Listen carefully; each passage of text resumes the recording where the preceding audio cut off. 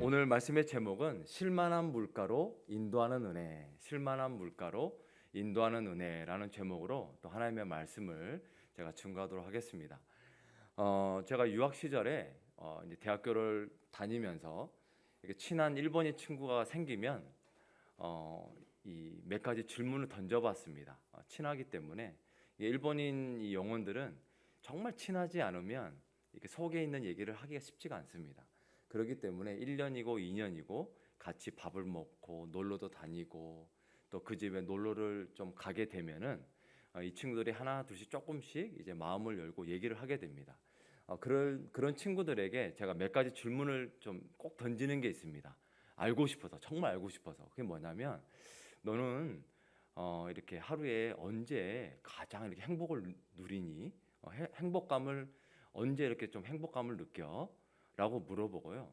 그리고 너의 인생 가운데 정말 중요하게 여기는 가치가 뭐니? 라고 이렇게 꼭 물어봅니다. 그런데 참 놀랍게도요, 그 친구들이 한참을 고민합니다. 답을 내지 못하고 난다로 이러면서 한참을 이게 고민하면서 이렇게 저에게 이렇게 그러면 우리 정상은 뭐 어떻게 생각해? 라고 하면서 오히려 저에게 이렇게 답을 내지 못하고 저에게 물어보는 그런 모습이 많이 이렇게 겪게 됐습니다. 그걸 보면서 제가 느끼는 것은 뭐냐면, 우리 지금 전 세계적으로 현대인의 모습과 같다. 그 말은 뭐냐면 풍요로워집니다. 점점 기계는 발전하고 문명은 발전하고 문화는 발전하게 되는데, 정말 우리가 이 인생을 살아감에 있어서 정말 중요한 정말 인생에서 꼭 물어봐야 돼, 해답을 얻어야 될 그런 질문에 대해서는 우리가 정작 얻지를 못하고 그저 살아가는 경우가 너무나 많다라는 것이죠. 우리 인생에 정말 질문해 봐야 되고 답을 얻어야 될 질문들은 여러 가지가 있지만 세 가지만 뽑아봤습니다. 첫 번째는 내 인생의 의미는 무엇인가? 내가 바쁘게 살아가는 것에 정말 의미가 있는가? 그 다음에 두 번째는 내 인생 가운데 정말 참 만족은 있는가? 내가 정말 참 만족을 누리면서 살아가고 있는가? 그리고 마지막 세 번째는 누구나 겪게 되는 이 죽음의 문제. 언젠가는 우리는 하나님 곁에 가야 되는 존재들이죠. 유한한 존재입니다. 그럴 때에 이 죽음의 문제를 나는 해답을 가지고 있는가? 라고 하는 이 정말 우리가 살아감에 있어서 정말 이 중요한 문제를 답을 얻지 못한 채, 그 똑똑하다가 하는 그 일본인 친구들이 그렇게 공부는 잘하지만 정작 내 인생의 중요한 문제에 대해서는 답을 찾지 못하고 그저 바쁘게 공부하며 아르바이트하는 그러한 모습이 우리 현대인의 모습이요, 또 점점 늘어나고 있는 우리 한국의 청년들의 모습이 아닌가, 그런 생각을 하게 됩니다. 그래서 다윗은 시편의 42편에 그런 고백을 하지 않았을까? 하나님, 시냇물의 그 목마른 사슴처럼 정말 참된 생명수를 얻기에 시냇물을 찾기에 갈급하고 있습니다. 제 영혼이 정말 저의 만족을 주는 그러한 시냇물을 제가 찾기를 원하는데 그 찾지를 못해서 허덕이고 있는 목마른 사슴과 같습니다. 하나님, 저를 만나 주세요. 저를 그 생명의 시냇가로 인도해 주세요. 라고 하는 그런 시편 42편의 1편에 그 목마른 사슴이 바로 우리의 모습이 아닌가라는 생각을 하게 됐습니다. 하지만 오늘 우리가 읽었던 이 본문의 시편의 23편은 다윗이 놀랍게도 1절과 5절에 놀라운 고백을 하게 됩니다. 뭐냐면, 하나님, 저는 부족함이 없습니다. 하나님, 저는 제 인생의 잔이 넘치고 흘러납니다. 라고 하는, 저희들이 정말 그런 고백을 하고픈 그런 참된 만족감에서 오는 정말 참된 기쁨의 고백을 다윗은 하게 됩니다. 도대체 무엇 때문에 이런 고백을 하게 될 수 있을까 했을 때에 오늘 이 다윗은 명쾌하게 얘기하게 됩니다. 1절에 보게 되면 바로 내 인생의 여호와는 나의 목자이기 때문에, 내 인생의 주인은 바로 하나님이 내 인생의 주인이시고 목자이시기 때문에 저는 부족함이 없습니다. 그리고 마지막 이 6절에서도 이 다윗은 이렇게 고백합니다. 하나님의 그 성품, 하나님의 그 변하지 않는 영원한 사랑하심, 인자하심, 그 선하심이 일시적이 아니라 제가 어떤 상황에 있더라도 영원히 함께해 주시기 때문에 내 평생에, 내 인생에 결코 떨어질 수 없는 그 함께해 주심으로 말미암아 제가 부족함이 없습니다. 제 영혼에 참된 만족이 있습니다 라고 하는 그런 고백을 오늘 다윗은 하게 됩니다. 그럴 때에 오늘 이 시간에는 정말 그렇게 다윗에게 참된 만족을 주는, 참된 기쁨을 주는, 의미를 주는 그러한 하나님의 그 선하심과 인자심이 구체적으로 뭘까? 그것을 오늘 세 가지를 한번 찾아보길 소망합니다.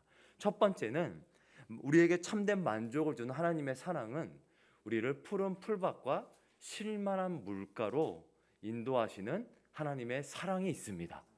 우리가 2절 한번 보겠습니다. 2절 한번 다 함께 읽어볼까요? 시작.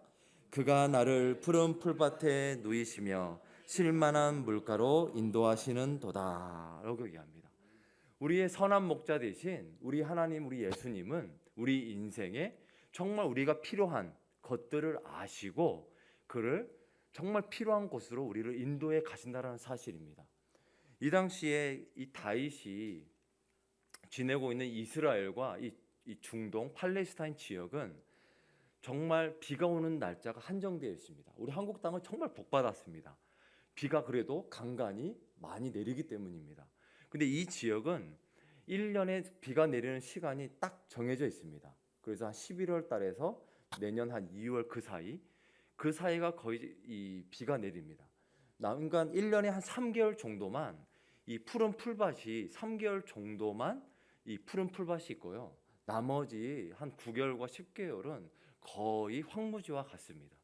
그런 곳이기 때문에 생각해 보십시오. 이 양떼를 모는 이 목자들은 매일마다 아침에 일찍 일어나서 무엇을 찾아야 됩니까? 푸른 풀밭을 찾아야 됩니다. 이 매일마다. 왜냐하면 어느 풀밭에 이 양떼를 몇십 마리 몰고서 먹이면 이제 그곳에는 더 이상 잘 먹일 수가 없죠. 그러니까 그 다음 날에도 푸른 풀밭에 또 찾아서 또 먼 곳이 있더라도 그곳이 푸른 풀밭이 있으면 이 양떼를 몰고 가는 것입니다. 그것이 바로 목자의 매일마다 부지런히 이 양떼를 위해서 헌신하는 그러한 바로 뜻이 되는 것이죠. 그래서 푸른 풀밭에 누이신다라는 말은 다른 말로 하게 되면 그렇게 목자의 헌신과 사랑과 관심을 통해서 푸른 풀밭으로 인도해서 이 양떼의 마음을 안정시킨다라는 뜻이 있습니다. 그랬을 때야 양들은 눕게 됩니다. 이 양들은요 정말 저희들이랑 비슷합니다.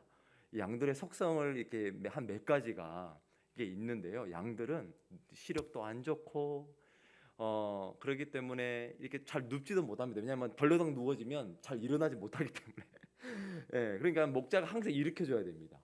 근데 이 누울 수 있는 거는 정말 이 목자의 인도함을 받아서 정말 푸른 풀밭을 잘 먹고 그랬을 때에 이렇게 편안하게 눕는다고 합니다. 그러니까 목자의 그런 헌신과 관심이 너무나 크죠. 그리고 또 이 목자가 또 이 양떼를 위해 하는 게 뭐냐면 쉴만한 물가로 인도한다고 합니다. 근데 쉴만한 물가가 이 다른 말로 얘기하면 이렇게 잔잔한 물가입니다. 그러니까 흐르는 물이 아니라 이렇게 웅덩이처럼 물이 고여 있는 그 상태를 이 양떼에게 매일 제공해 줘야 된다고 합니다. 그 이유는 뭐냐면 이 양떼들은요, 저도 이 하나님의 말씀을 공부하면서 깨닫게 됐습니다. 뭐냐면 이 양떼들은 이 얕은 이 개울가의 계곡에 흐르는 물조차도 물이 흐르고 있으면 잘 먹지를 못한다고 합니다. 그 정도로 두려워 떨면서 이 흐르는 물조차도 그 물소리조차도 무서워해서 그냥 그 주위만 막 맴돈다고 합니다. 그러면서 이 양떼는 이 목자에게 먹을 수 있도록 만들어 주세요. 만들어 주소하는 소리를 낸다고 합니다.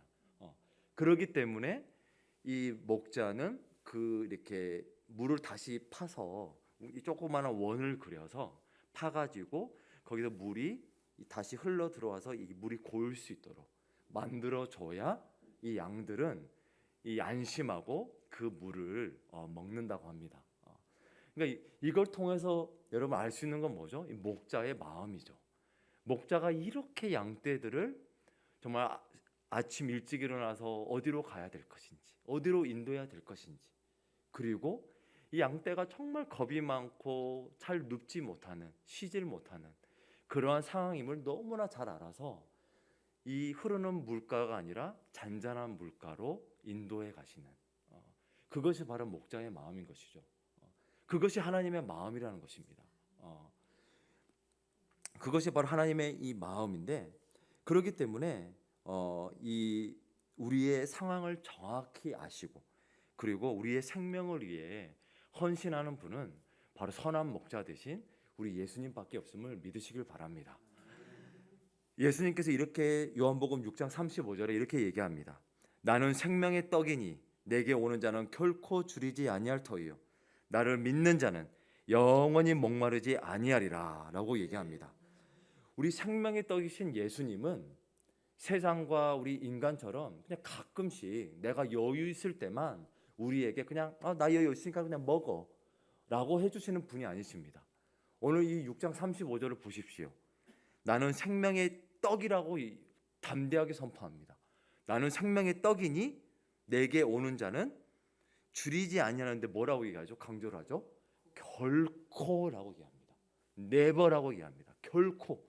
내가 생명의 떡이기 때문에 내게 오는 자는 결코 줄이지 않아. 결코 줄일 수가 없어.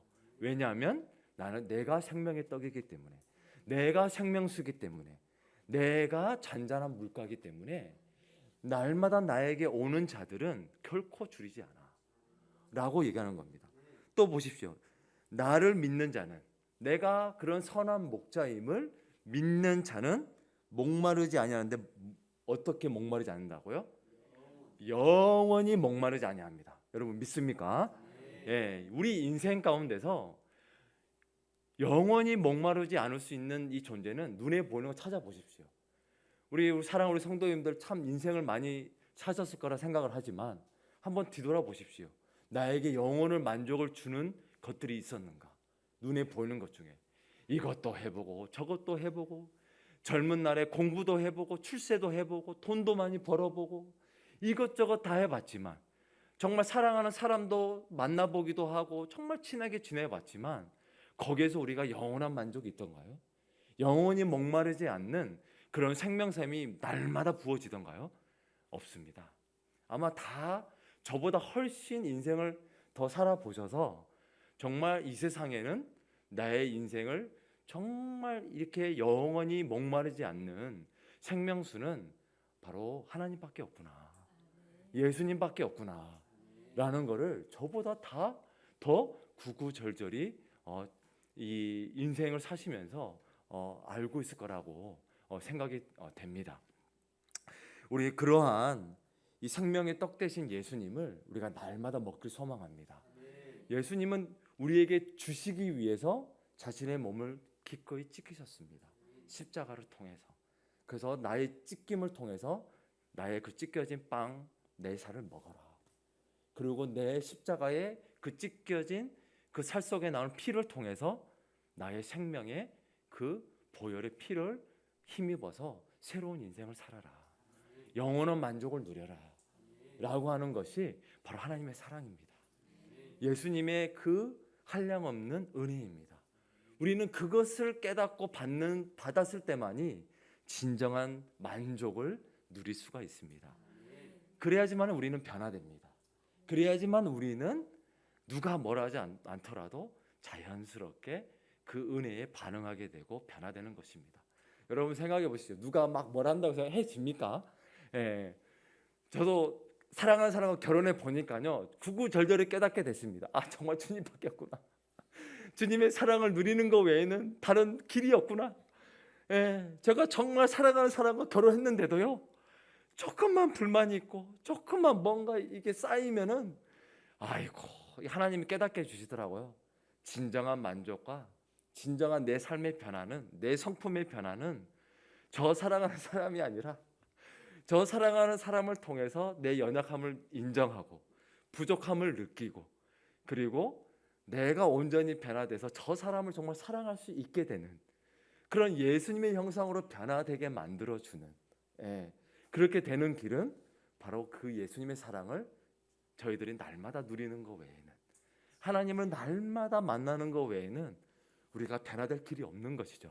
그러니까 수많은 사람들이 사랑하는 사람을 만나고 정말 친한 사람 만나지만 오래 못 가는 이유가 바로 거기에 있습니다.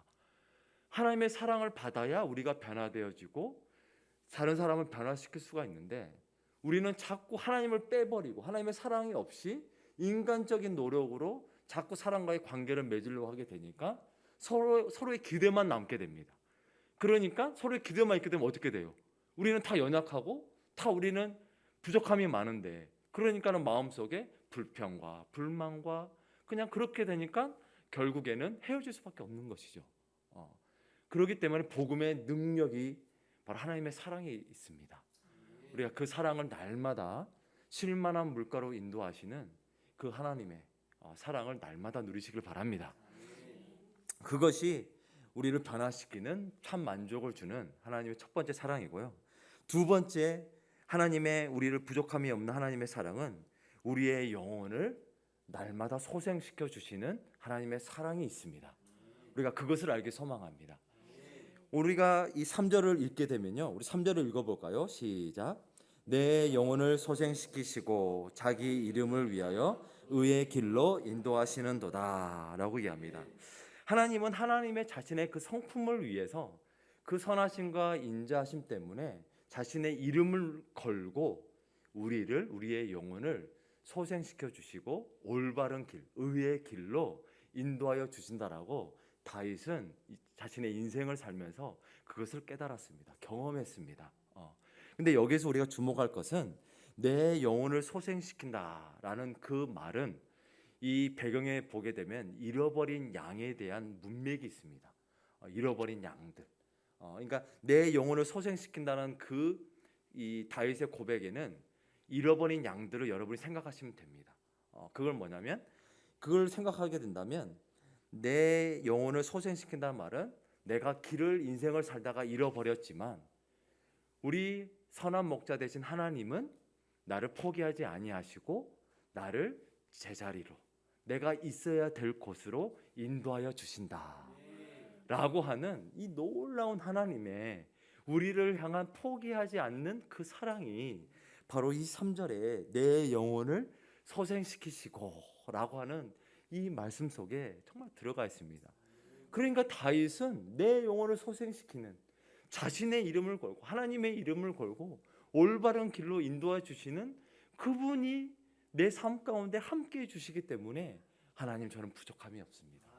그렇기 때문에 제 인생의 영적인 이 잔은 날마다 풍요로워지고 새로워집니다.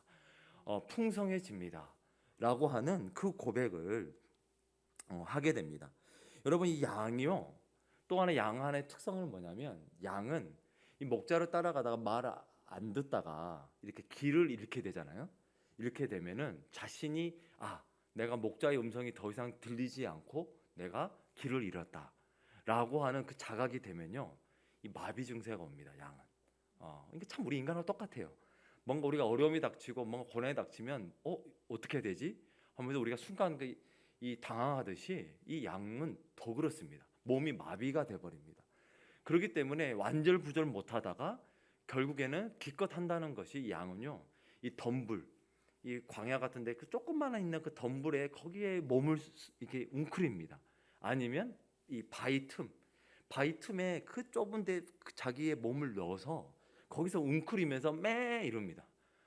절 찾아달라고. 근데 여기서 중요한 것은 목자의 또 역할입니다.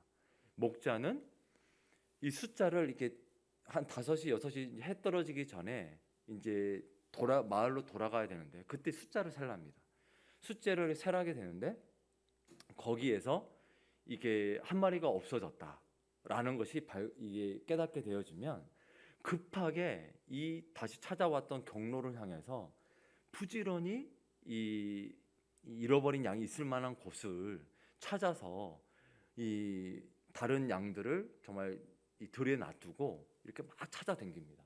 찾아댕김을 통해서 이 나왔던 것처럼 이 지팡이, 이 막대기를 가지고 이 맹수들에게 잡아먹히기 전에, 왜냐하면 밤이 어두워지면 바로 그 매 소리를 듣고 냄새를 맡고 이 맹수들은 금방 알고 그냥 양들은 그냥 잡아먹습니다. 그러니까 그거 잡히기 전에 이 목자들은 기필코 필사적으로 이 그 양을 찾으려고 이렇게 찾게 됩니다. 찾게 되게 되면 온몸이 마비가 되었기 때문에 마을로 돌아올 때는 아마 여러분들 옛날에 그런 교육관이나 예배당에 본 적이 있을 겁니다. 예수님이 이렇게 양을 이렇게 목에다가 짊어지시고 이렇게 이 마을로 돌아오는, 그게요 다 그게 이유가 있습니다. 왜냐하면 양들은 정말 우리처럼 정말 이렇게 갈 길을 몰라 되게 되면 마비 증세가 오고, 그렇기 때문에 이 전적으로 선한 목자의 이 몸에 의지해서 와야지만이 이 올바른 그 이 길로 마을로 돌아갈 수가 있다라는 것입니다. 이렇게 이 목숨을 걸고 이 양을 위해서 끝까지 밤에 찾아내는 그 목자의 마음이 바로 이 하나님의 마음입니다. 바로 예수님의 마음입니다. 그래서 요한복음이 아니라 이 누가복음에 15장 4절과 8절을 보게 되면 그 예수님이 이 땅에 오신 구구절절한 그 잃어버린 양을 찾기 위한 그 죄인들에게 회복시키기 위한 그 예수님의 마음이 이 누가복음 15장 4절과 8절에 나와 있습니다. 우리 한번 4절 한번 읽어볼까요? 자, 시작. 너희 중에 어떤 사람이 양 100마리가 있는데 그 중에 하나를 잃으면 99마리를 들에 두고 그 잃은 것을 찾아내기까지 찾아다니지 아니하겠느냐. 8절 한번 읽어볼까요? 어떤 여자가 10 드라크마가 있는데 하나를 잃으면 등불을 켜고 집을 쓸며 찾아내기까지 부지런히 찾지 아니하겠느냐. 여기에서요 예수님이 죄인들을 막 초청하고 식사를 하게 됩니다. 그런데 참 하나님의 말씀을 잘 알고 있는 이 바리새인과 서기관들이 예수님에게 참 또 딴지를 겁니다. 뭐냐면, 아니 어떻게 예수님 죄인들과 저렇게 식사를 나누면서 교제를 나눌 수 있습니까? 참 그 마음에 참 그 강박함이 느껴지죠. 사랑이 없음을 느껴지죠. 그래서 예수님께서 이 잃어버린 양 100마리 중에 한 마리 잃어버린 양의 얘기를 들려주시고, 그리고 10 드라크마 중에 한 드라크마를 잃어버렸지만 마지막까지 찾아내는 그 선한 여인의 이 비유를 이렇게 그 바리새인과 서기관들에게 들려주게 됩니다. 거기에서 제가 좀 은혜가 됐던, 감동이 되었던 구절은 뭐냐면 4절을 한번 보시게 되면요, 하나를 잃으면 99마리를 들에다 놔두고 그 잃은 것을 뭐 할 때까지요? 찾아내기까지. 찾아내기까지 찾아다니지 아니하겠느냐. 나는 이 땅에 온 것은 너네들처럼 이렇게 회개하지 아니하고 이렇게 어떠한 종교적인 겉모습만 있는 것을 나는 구원하러 온 것이 아니라 정말 나한테 오고 나에게 정말 이렇게 가난한 마음으로 오고자 하는 정말 죄인들을 회복시키러 왔다. 그것을 찾으러 왔다라는 것입니다. 근데 우리가 기쁜 이유가 뭐냐면 우리 선한 목자 예수님은 그 잃어버린 것을 뭐 할 때까지요? 찾아내기까지 찾아다니신다는 겁니다. 지금도 마찬가지입니다. 지금도 우리 사랑하는 브리스팀 교회의 우리 성도님들이 어느 길을 잃더라도 우리 선한 목자 되신 예수님은 찾아내기까지 우리 성도님들을 함께 하실 겁니다. 다시 이렇게 예배 자리로 인도해 주실 겁니다. 그리고 위로하여 주실 겁니다. 사랑해 주실 겁니다. 8절을 보십시오. 8절도요. 10 드라크마가 있는데 하나를 잃으면 등불을 켜고 집을 쓸면서 뭐 할 때까지요? 찾아내기까지. 예수님의 마음이 이렇습니다. 이 선한 여인처럼 옛날에 집에는 뭐 잘 안 보입니다. 옛날에는 이렇게 집이요 밑에 다 큰 돌로 이렇게 화산한 이 구멍 뻥뻥뻥 뚫려 있는 그러한 돌을 이렇게 밑에다가 이 바닥을 해서 했기 때문에 이 조그마한 드라크마가 하나 떨어지게 되면 정말 찾기가 힘들습니다. 바로 그겁니다.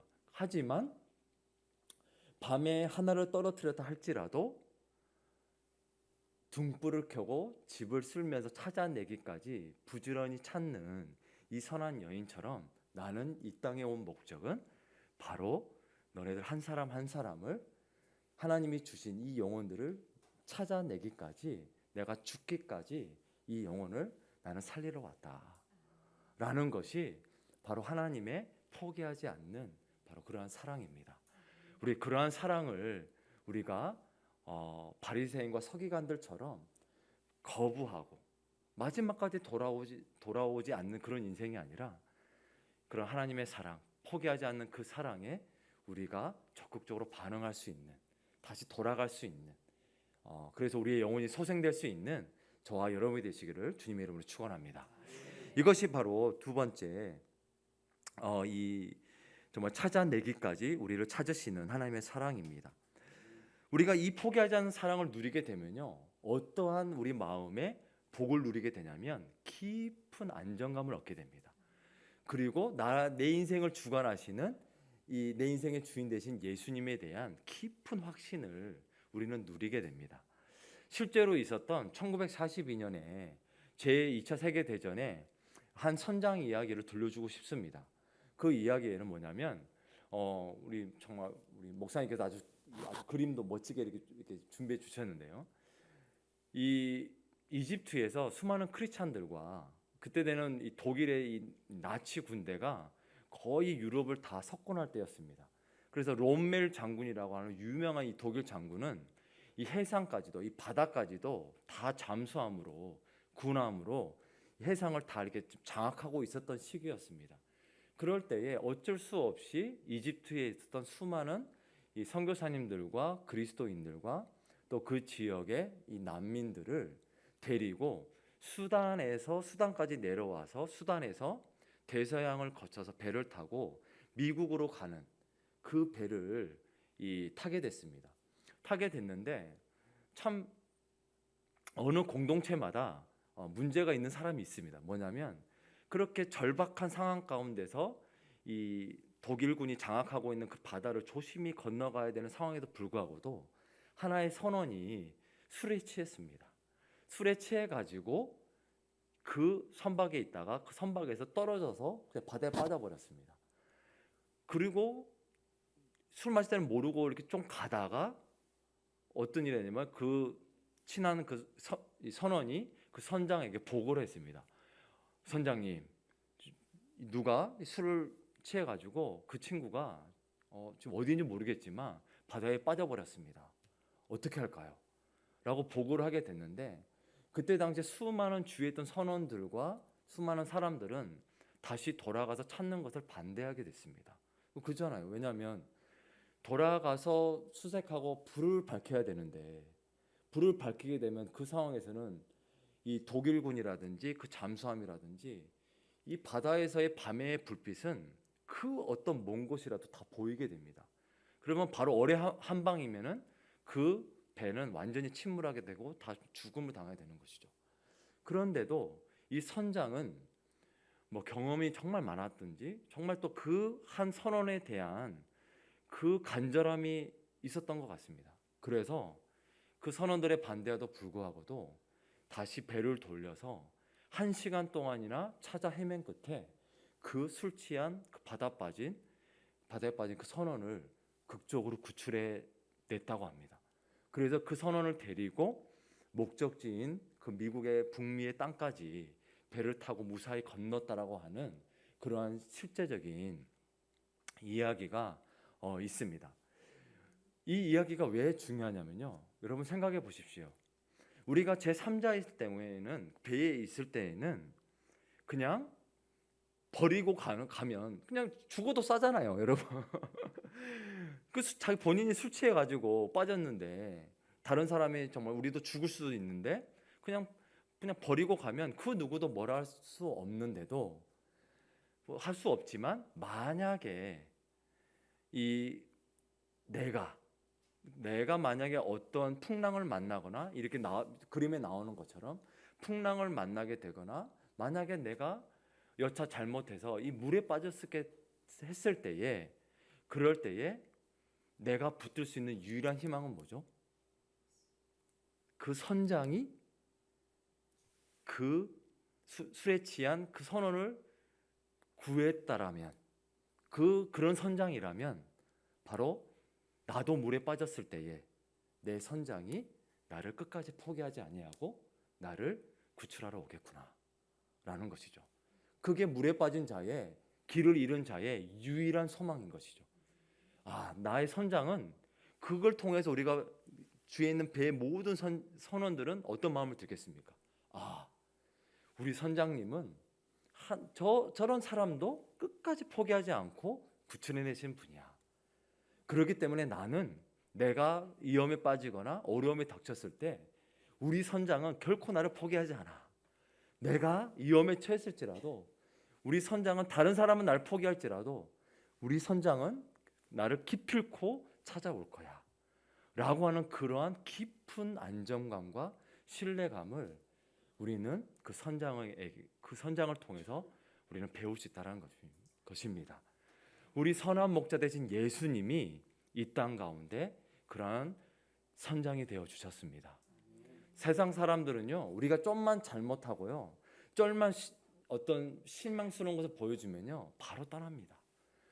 겪어봤잖아요. 바로 비난합니다. 정죄합니다. 하지만 보십시오, 우리 예수님은 이 비유를 통해서 후반절을 읽어보면요, 뭐가 나오냐면 또 그 집을 나간 탕자 이야기가 나옵니다. 여러분 너무 잘 아시잖아요.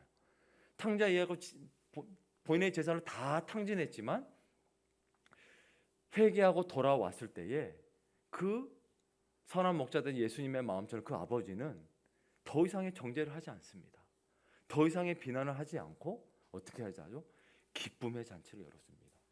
그 이유는 잃어버렸던 이 영혼이 돌아왔기 때문에, 의의 길로 돌아왔기 때문에, 영혼이 소생되었기 때문에, 그렇기 때문에 우리는 다 기뻐해야 된다라는 것입니다. 그것이 예수님의 마음입니다. 우리가 그 마음을 누리고 살아간다면 우리는 누가 뭐라 해도 우리는 자존감이 높아질 수밖에 없으며 우리는 자연스럽게 변화될 수밖에 없습니다. 예수님을 닮아가는 그런 인생이 될 수밖에 없습니다. 그것이 바로 예수님의 복음의 능력입니다.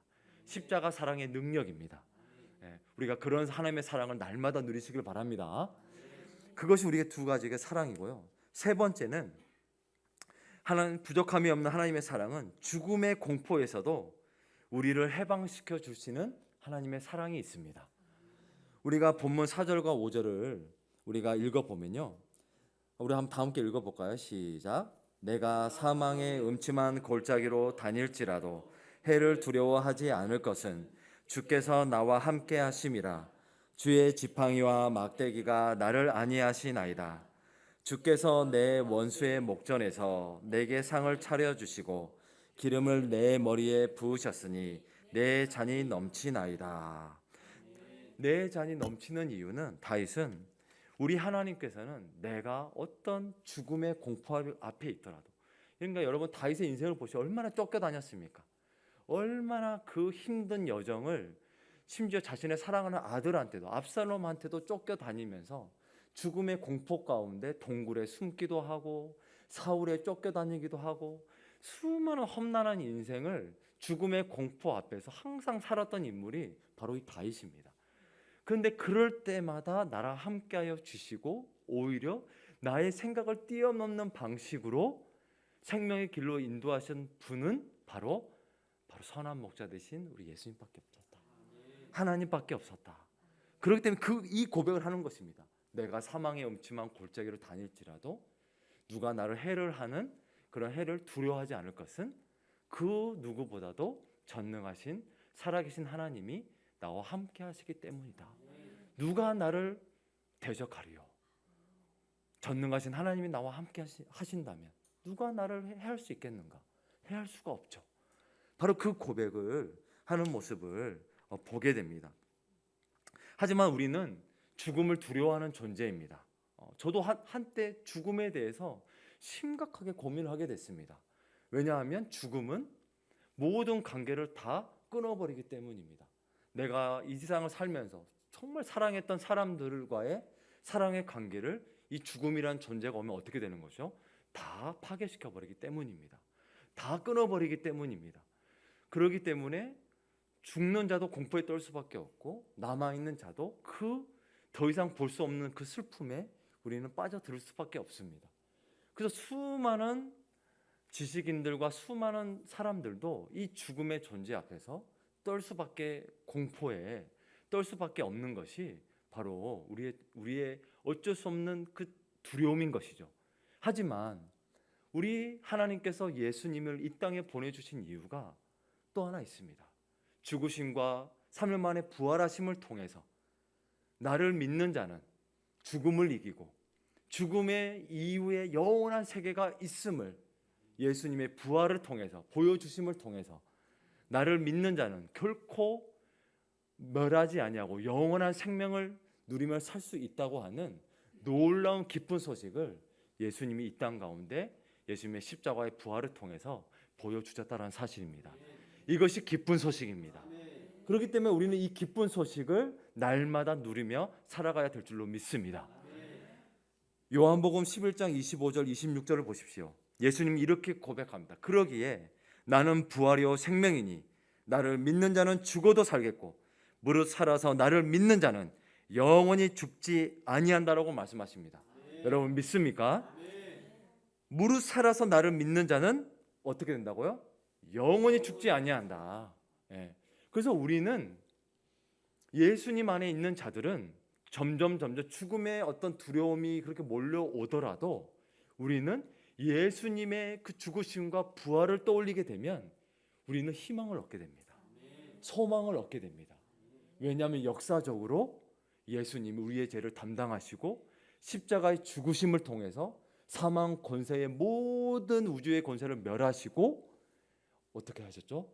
죽음을 이기시고 온전한 몸으로 부활하셨기 때문에 그것이 너의 미래야.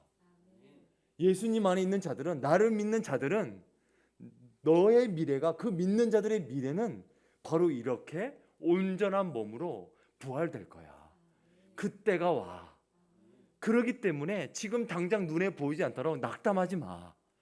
내가 곧 올 거야. 그때가 되면 모든 잠자고 있는 자들 그리고 살아있는 자들이 온전한 나처럼 온전한 부활의 몸을 입고 예수님 안에서 기쁨을 누리는 그때가 곧 올 거야. 소망을 잃지 마. 죽음이 다가 아니야. 영원한 세계가 있어. 라고 하는 것이 바로 오늘 예수님이 세 번째 우리에게 주시는 죽음의 공포를 이기는 부활의 소망을 우리에게 주십니다. 오직 그것만이 우리 이 죽음의 이 문제를 해결해 줄 수 있으며 우리가 시간이 가더라도 그리고 하나님 곁에 가더라도 우리가 기쁘게 눈을 감을 수가 있다는 것입니다. 그러니까 이것을 맛보지 못한 사람들 하나님의 이 사랑을 맛보지 못하기 때문에 수많은 사람들이 두려움을 떨면서 결국에는 힘들어하는 모습을 우리는 수많은 이 장례식장에서 우리는 많이 목격하게 됩니다. 그래서 예수님 안에 있는 우리들에게 죽음은 그냥 슬퍼하지 할 수가 없습니다. 뭐냐면 예수님과 함께 누릴 영생의 문이 될 줄로 믿습니다. 우리는 바라봐야 될 줄로 믿습니다. 우리는 예수님 때문에요 시각이 바뀔 수밖에 없어요. 죽음의 문제도 예수님과 함께 영원히 교제하는 영생의 문이 바로 죽음이구나. 죽음의 문을 통과하게 되면 예수님이 기다리고 계시는구나. 그분과 영원한 교제가 기다리고 있구나. 영생의 문입니다, 여러분.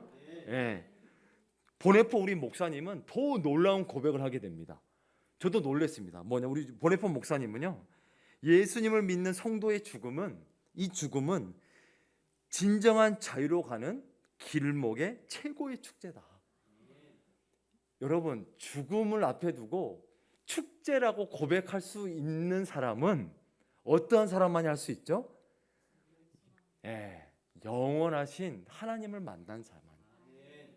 영원한 나를 붙드시고 사랑해 주시는 그 예수님의 사랑을 맛본 자만이 이 죽음 앞에서 축제입니다. 드디어 저는 인생의 모든 무거운 짐을 내려놓고 저의 모든 그 눈물을 닦아줄, 우리 사랑하는 성도님들은 얼마나 고통과 이 인생을 사시면서 무거운 짐을 짊어지면서 자식을 키우느라 또 바쁘게 살아가시느라 얼마나 남에게 말 못할 눈물들이 많이 있습니까? 그 눈물을 닦아줄 예수님이 기다리고 계십니다. 그러니까 보네포 목사님은요, 편하게 미국에 살 수 있는 그 길을 마다하고 나치 시절에 자신이 살아가는 독일을 살리고자 그렇게 미국의 수많은 신학자들과 교수님이 그냥 미국에 그냥 살아라, 초청해 줄게 라고 하는 것을 뿌리치시고, 죽음은 결국에 주님을 만나는 축제이기 때문에 나는 내 사랑하는 이 독일의 영혼을 살려야 된다라고 하는, 이 예수님의 복음으로 다시 어떻게든 살려야 된다라고 하는 그 일념하에 이 나치 시절 다시 독일로 돌아가서 복음을 전하면서 어떻게든 이 나치의 정권에 하나님의 말씀을 붙들고 복음을 전하다가 결국에는 순교하게 됐습니다. 여러분, 그 순교의 정신은, 그 순교할 수 있는 것은 정말 예수님의 이 죽으심과 부활하심을 정말 맛본 자만이 그렇게 주님 제 영혼을 받아 주시옵소서 라고 고백하며 이 축제에 들어갈 수가 있습니다. 우리 사랑하는 우리 부르심 교회 성도님, 우리 그리스도인은 죽음의 다가 아닙니다. 축제입니다. 영생의 문으로 들어가는 하나의 관문일 뿐입니다. 우리는 더 이상 두려워할 필요가 없습니다. 다윗은 그걸 깨달았습니다. 내가 사망의 음침한 골짜기를 다닐지라도 해를 두려워하지 않으면 누가 함께 하시기 때문에요? 예수님이 함께 하시기 때문에. 지금도 함께 하시고 과거도 함께 해주셨고 미래에도, 내가 눈을 감는 순간에도 함께 해주시고 눈을 감는 이후에도 영원히 함께 하시는 분은 바로 우리 선한 목자 예수님밖에 없음을 믿으시길 바랍니다. 우리는 그것이 유일한 희망입니다. 그것이 우리의 부활의 소망입니다. 마지막으로 저의 개인적인 간증을 하나 하겠습니다. 제가 왜 이 말씀을 묵상하면서 또 저희가 세우는 교회가 실만한 저 물가 교회입니다. 저렇게 잔잔한 물가가 있고요. 저기서 교회를 세우고 싶은 마음이 들었던 이유가, 또 저 실만한 물가 교회를 이름을 지었던 그 이유는 저의 삶에도 다윗처럼 그런 고백이 있습니다. 뭐냐면 저도 중학교 때까지는 예수님을 몰랐습니다. 그래서 정말 예수님을 만나질 못하니까 어떤 길을 가야 될지 몰랐습니다. 그래서 그냥 친구들이 학교를 다니니까 학교를 다니고, 그때는 이제 진해에서 살았었죠. 진해에서 이제 아버지가 해군이셨기 때문에 진해에서 살다가, 그런데 하나님께서는 정말 저를 사랑해 주셨던 것 같습니다. 그래서 진해에 있으면 예수님을 믿지를 않으니까 하나님께서 아버지를 이 목포로 발령나게 해주셔서 저를 이 광주에 이 고등학교로 전학을 할 수 있는 길을 열어주셨습니다. 근데 정말 놀랍게도 그때는 몰랐지만 이 광주의 고등학교만 해도 20몇 개가 됩니다. 근데 거기에서 이 골랐던 게 뭐냐면 바로 미션 스쿨인 기독교 학교인 숭일고등학교로 제가 배정을 받았습니다. 그래서 이 처음으로 이 기독교 학교를 가다 보니까 이 아침마다 이 수업하기 전에 이 경건의 시간을 갖더라고요. 그래서 나는 이 경건의 시간이 뭐지? 그러면서 막 이렇게 앉아 있는데 또 조그만한 이게 뭐 쪽복음을 하나 주더라고. 파란색 기도원에도 주고. 그런데 이 아침마다 이 자주 불렀던 찬양이 이 찬송가 570장 주는 나를 기르시는 목자요를 매번 그냥 불렀습니다. 그러니까 그 수영고등학교의 이 교목 목사님이 이 찬양을 그냥 매일 그냥 안 바꿉니다. 근데 이것만 불렀습니다. 그러니까 저도 이 그냥 아침에 그냥 다 외우다시피, 이게 믿음이 없는 저도 그냥 이제 570장 주는 나를 기르시는 목자하면 저도 막 그냥 장난스럽게 막 주는 나를 기르시는 그러면서 막 친구들이랑 막 장난치면서 불렀던 기억이 납니다. 근데 하나님은 그 고백, 그 그냥 아무 생각 없이 불렀던 그 고백을 불쌍히 여겨 주셔서 예수님을 알게 해주시고 믿는 그러한 은혜를 저에게 부어 주셨습니다. 참 신기하더라고요. 정말 이게 바로 겨자씨만한 믿음만 하나님 앞에 찬송하더라도 우리 하나님은 만나 주시는구나. 하나님은 나를 사랑해 주시는구나. 그래서 신앙생활을 하게 됐습니다. 그런데도 어떻습니까? 우리의 인생은 하나님을 사랑을 해야 되는데도 불구하고도 그 은혜를 금방 잊어먹죠. 그래서 저도 청년의 때에 하나님을 더 사랑하기보다 제가 좋아하는 공부, 이제 공부를 더 사랑해서 막 일본에 갔다가 그래서 우리 조현철 목사를 만났습니다. 공부가 좋아서 우리 갔는데 거기에 교회에 우리 조현철 목사님을 만나게 됐습니다. 근데 하나님이 놀랍죠. 이렇게 목회자로 그때는 다른 전공을 가지고 공부를 했었지만 이렇게 정말 광주에서 만나게 되죠. 어떻게 알았겠습니까? 근데 정말 하나님 길을 잃고 또 공부를 하고 싶어서 공부를 더 사랑해서 일본을 갔다가 또 저는 또 영국의 런던에도 갔다가 또 심지어는 또 미국에도 갔었습니다. 공부를 하러. 근데 미국의 대학원을 갔는데요.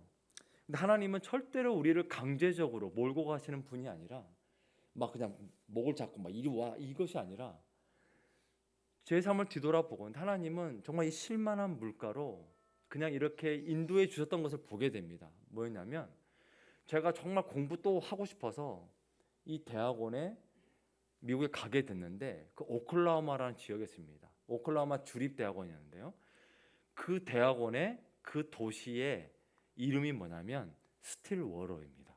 그게 뭐냐면 실만한 물가입니다. 그 도시 이름이 잔잔한 물가라고 하는 실만한 물가라고 하는 그 도시로 저를 인도해 주셨습니다. 그러면서 점점 하나님께서는 이렇게 제가 공부에 대해서 회의를 느끼고 그래서 새벽 기도에 자발적으로 나와서 하나님의 뜻을 물을 때에 하나님이 저에게 이제 공부 네가 하고 싶은 만큼 하지 않았니? 네가 정말 나그네 인생이 되어서 정말 네가 일본도 가보고 여기도 가보고 영국도 가고 여기 미국 땅까지도 왔지만 네가 깨달은 것은 내가 너와 함께하고 내가 너를 포기하지 않고 사랑하고 있단다. 라고 하는 그 사실이 그 실만한 물가의 이름을 가진 그 곳에서 그리고 실만한 물가 교회 한인교회를 그 새벽 기도에 제가 그 하나님의 사랑을 정말 너무 깨달아져서 그 자리에 너무 눈물을 쏟았습니다. 그러면서 하나님 어떻게 할까요?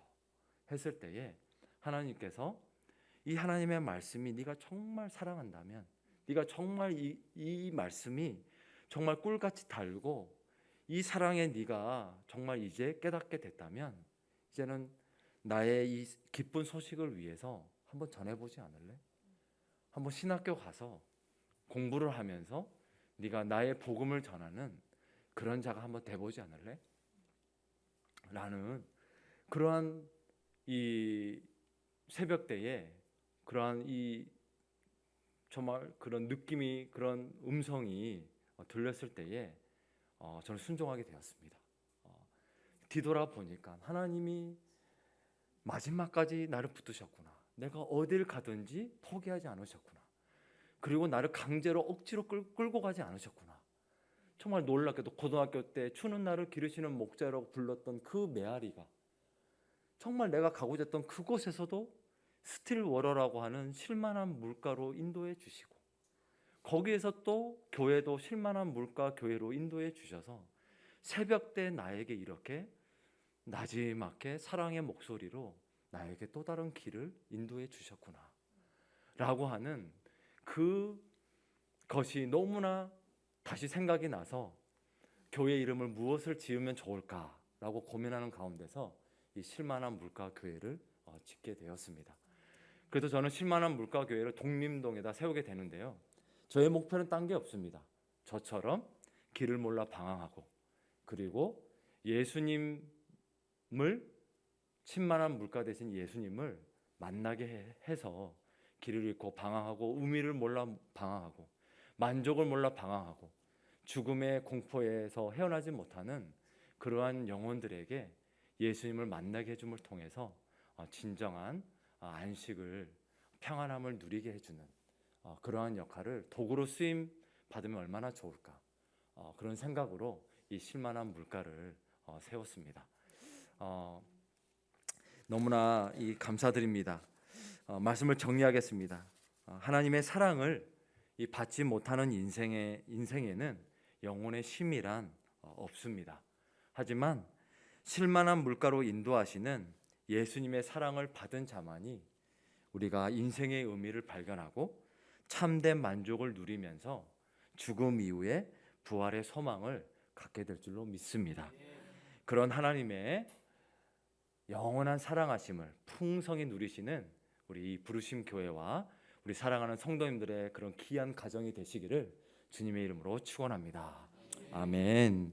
기도하겠습니다.